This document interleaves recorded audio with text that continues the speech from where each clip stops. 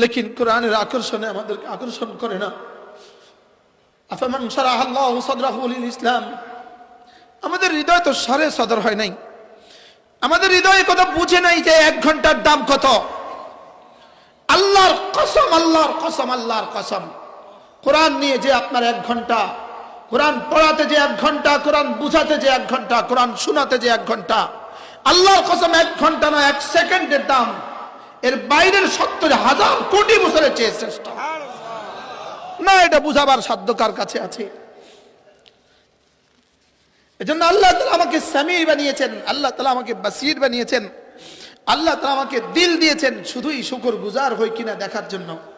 বলেন কি হই কিনা? বলেন শুকরগুজার হই কিনা দেখার জন্য। এজন্য আমাকে এমনিতেই ছেড়ে দেন নাই। ওয়াহাদাইনাহুন নাজদাইন, আমি তোকে দুটো রাস্তা দেখিয়েছি, তোকে জান্নাতের রাস্তা আমি দেখিয়েছি, তোকে জাহান্নামের রাস্তা আমি দেখিয়েছি, তোকে ভালো রাস্তা আমি দেখিয়েছি, তোকে খারাপের রাস্তা আমি দেখিয়েছি। এটা রব্বে কারীম খালাকা কুল্লা শাই ফাহাদা, আল্লাহ তাআলা সব কিছু সৃষ্টি করেছেন। ফাহাদা, যার যা লাগে সব তাকে শিখিয়ে দিয়েছেন।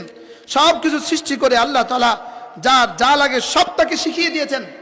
একটা গরুর বাচ্চাকে রব শিখিয়ে দিয়েছেন। গরুর বাচ্চা মায়ের পেট থেকে পড়ে সে মায়ের স্তনে দুধ খুঁজতে যায় কেন? তাকে কে শিখিয়েছে? আল্লাহ তাআলা বলেন খালাকা কুল্লা শাই ফাহাদা।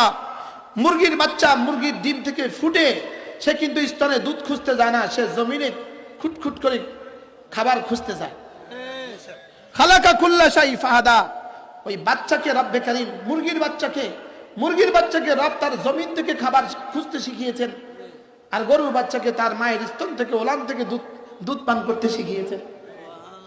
ইঁদুরের বাচ্চা কিন্তু দুধ পান করে, বিড়ালের বাচ্চা কিন্তু দুধ পান করে। কি পান করে বলেন? আর হাজারো প্রাণী আছে কি করে না?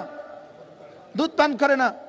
আবার হাজারো প্রাণীর বাচ্চা আছে যে বাচ্চাগুলোকে তার মাও খাওয়াইতে হয় না। মুরগির বাচ্চাকে মুরগির মা শিখিয়ে দেয়, কিন্তু তেলাপিয়ার মাছের বাচ্চাকে তার মা এটাও শিখাইতে হয় না। আরে সুবহানাল্লাহ বলেন।